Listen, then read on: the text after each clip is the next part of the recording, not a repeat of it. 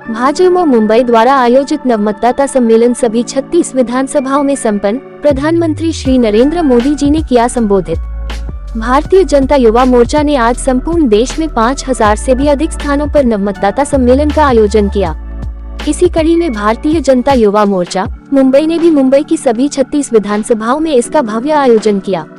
पहली बार मतदाता बने 18 वर्ष की आयु से लेकर 25 वर्ष तक की आयु वर्ग के युवक युवती नवमतदाताओं को प्रधानमंत्री श्री नरेंद्र मोदी जी ने वीडियो कॉन्फ्रेंसिंग के माध्यम से संबोधित किया।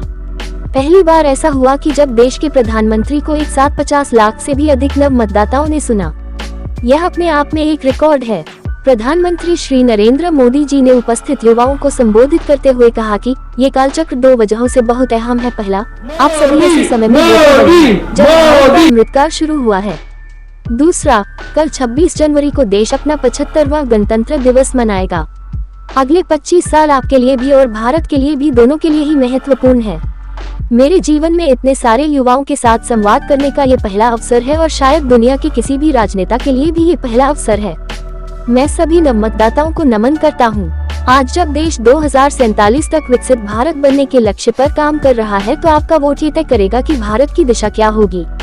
जिस तरह 1947 से 25 साल पहले भारत के नौजवानों पर देश को स्वतंत्र कराने का दारोमदार था, उसी तरह 2047 तक यानी 25 सालों में आप पर विकसित भारत के निर्माण की जिम्मेदारी है। पहले आए दिन भ्रष्टाचार और घोटाले की खबरें हेडलाइन बनती थी।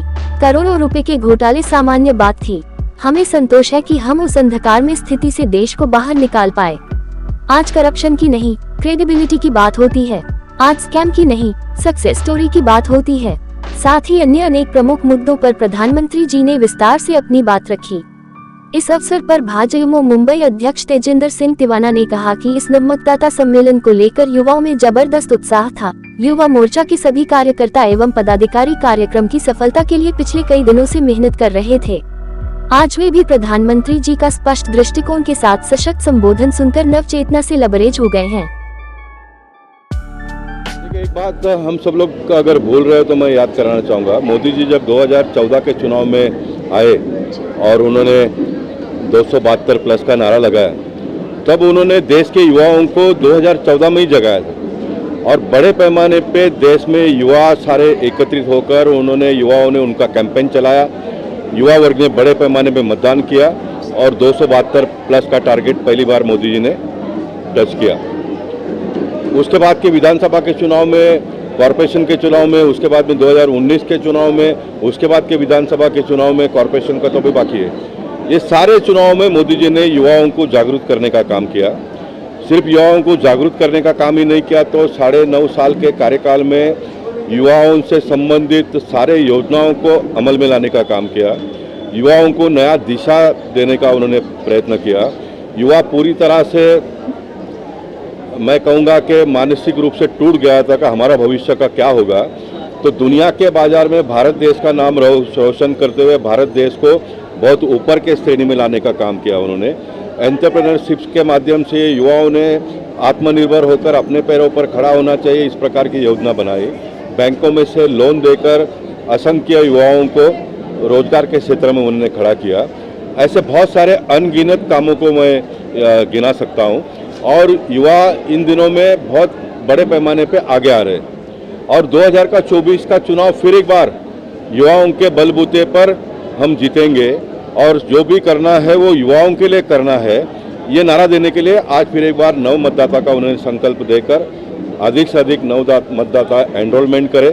एनरोलमेंट के बाद में वो 2024 के लड़ाई में आए, 2024 के चुनाव में मतदान करें और फिर एक बार, तीसरी बार जब मोदी जी की सरकार आएगी तो युवाओं को भी लगना चाहिए कि मेरे मतदान से मेरा सांसद जीता है, इसलिए मोदी जी फिर एक बार प्रधानमंत्री बने। ये एक आत्मविश्वास युवाओं के मन में आए, इसलिए युवाओं से फिर एक बार रूबरू होने का काम उन्होंने किया। मैं मानता हूं कि दुनिया के देशों में ऐसा करने वाला प्रधानमंत्री सिर्फ अपने भारत देश में नरेंद्र मोदी जी के रूप में हमको मिले हैं और 9 साल में जो पराक्रम उन्होंने करके दिया, हम ये बात का दावा बिल्कुल नहीं करते।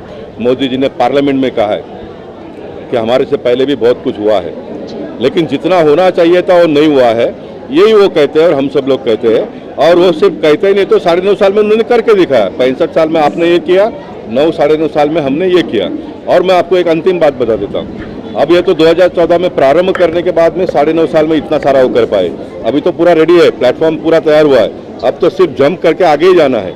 आने वाले 5 साल में मोदी जी देश को इतना आगे ले जाएंगे जो कोई कल्पना भी नहीं कर सकता। इतना आगे देश को मोदी ले जाएंगे। देश को आगे ले जाने, देश के नागरिकों को आगे ले जाना, देश का आने वाले दिन का जो भविष्य है वो युवाओं को आगे ले जाना, ये उनके मन का संकल्प है। और मैं मानता हूँ कि भारतीय जनता पार्टी के सभी कार्यकर्ताओं ने उनके मन के संकल्प को पूरा करने के लिए जितना नए मतदाताओं को हम एनरोल कर सकते हैं उनको करवाने का प्रयास करना चाहिए। 2024 के कैंपेन में उनका साथ और सहयोग लेना चाहिए और उनके मन में एक आत्मविश्वास निर्माण करना पड़ेगा कि मेरे वजह से इस चुनाव में जीत हुई है। तो क्या लगता है आज लाखों की संख्या में लोगों ने, बच्चों जो स्टूडेंट है 18 से लेकर 25 तक के पीएम मोदी को जिन्होंने सुना है, क्या लगता है ये पूरे युवा जो है वो भाजपा के साथ है, भाजपा की जो सरकार की योजनाएं हैं वो उसे समझ पा रहे हैं? नहीं, ये तो सिर्फ तेजिंदर तिवाना ने प्रयास करके युवा मोर्चा ने एक झलक यहाँ पर दिखाया। आखिर अपनी जगह के एक मर्यादा होता है और ये जितना जगह था उससे ज़्यादा लोग यहाँ पर आए। बाहर भी बच्चे खड़े थे क्योंकि अंदर जगह नहीं था। ये तो शुरुआत है और हर आदमी की एक क्षमता होती है। मुंबई जैसे शहर में एक जगह की क्षमता होती है और मैं मानता हूँ कि बहुत अच्छा कार्यक्रम मुंबई युवा मोर्चा के माध्यम से मलाड विधानसभा में तेजिंदर तिवाना और उनके सारे टीम ने किया। इसलिए मैं उनको मोदी जी के ओर से उनका अभिनंदन करता हूँ। क्या लगता है युवाओं को भाजपा से जोड़ने में तेजिंदर जी कितने सफल हैं और जिस तरह से उन्हें यहाँ का अध्यक्ष बनाया गया है, क्या लगता है कितनी सही तरीके से युवाओं को अपने साथ लाने का कार्य कर रहे हैं? मैं मानता हूँ कि मैं सांसद बनने के बाद में तेजिंदर ने जिस प्रकार से और जिस तेजी से काम किया उन्होंने, और मैं मुंबई भारतीय जनता पार्टी के उन दिनों के अध्यक्ष मंगल प्रभात जी को भी याद करना चाहूँगा जिन्होंने इतना बड़ा लिफ्ट तेजिंदर को दिया और तेजिंदर को जो काम मिला उसका सोना करने का काम उसने किया। मेरे जिला के अध्यक्ष अमर शाह है, वो भी दिन रात दौड़ते रहते हैं, काम करते रहते हैं और मैं मानता हूँ कि हम उत्तर मुंबई में आने वाले दिनों में एक अच्छा प्रदर्शन गत बार से भी अच्छा करने का प्रयास करेंगे।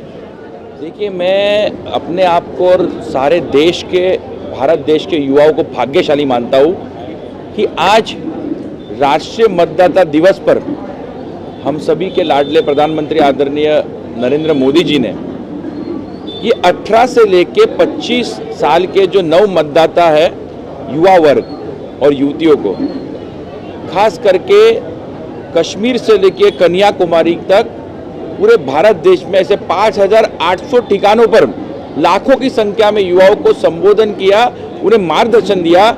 इसलिए मैं समझता हूँ कि आज भारत का प्रत्येक युवा भाग्यशाली है कि जो व्यक्ति भारत देश को विश्वगुरु बनाने के राह पर लेकर जा रहे हैं, उस व्यक्ति ने स्वयं, जहाँ 60% आबादी ये 35 साल के उम्र के नीचे के युवाओं की है, ऐसे युवाओं की ज़रूरत को ध्यान में रखते हुए, उनके लिए नई योजनाएं मन में सोचते हुए, वो भारत देश के उज्जवल भविष्य, ऐसे युवा उनके बारे में चिंता करते हुए आज हमारे पंतप्रधान नरेंद्र मोदी जी ने उन्हें संबोधन किया। इसलिए मेरे मन में बहुत ही उत्साह है, बहुत ही खुशी है।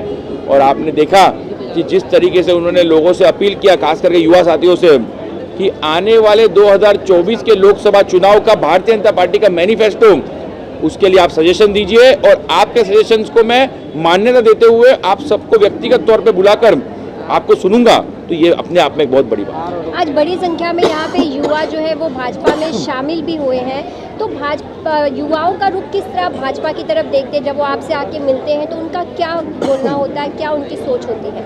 देखिए, भारतीय जनता पार्टी से युवा इसलिए जुड़ा है कि उन्होंने व्यक्तिगत तौर पे मोदी जी को भारत देश के लिए कार्य करते हुए देखा है।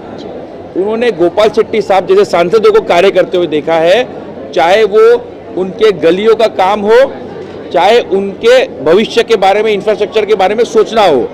तो भारतीय जनता पार्टी के सभी जनप्रतिनिधि, सभी कार्यकर्ता ये लोगों के भलाई के लिए उतरते हैं, जमीनी स्तर पे उतर के काम करते, सीधा संपर्क में रहते हैं। ये युवाओं ने देखा है। तो अच्छी पार्टी के साथ जो पारदर्शक तरीके से बिना भ्रष्टाचार किए भारत देश में प्रगति ला रही है, वही भारतीय जनता पार्टी है। ये युवाओं के मन में बात बैठी है। तो मोदी जी के भारत देश को विश्वगुरु बनाने के सपने को पूरा करने के लिए, नए भारत के सपने को पूरा करने के लिए आज मुंबई का युवा वो रास्तों पर उतरकर वो सभी हॉलों में जाकर मोदी जी को सुनने के लिए उतरा है। और यही इस बात का प्रमाण है कि आने वाले लोकसभा चुनाव में भी, आने वाले विधानसभा चुनाव में भी और आने वाले महानगर पालिका चुनाव में भी ये युवा बड़ी संख्या में उतरकर मोदी जी को वोट करेंगे, भारतीय जनता पार्टी को वोट करेंगे। मैं सबसे पहले देश के यशस्वी प्रधानमंत्री नरेंद्र मोदी जी का धन्यवाद करना चाहूँगा कि उन्होंने आज फर्स्ट टाइम वोटर और नव मतदाता उनसे आज सीधी बात की,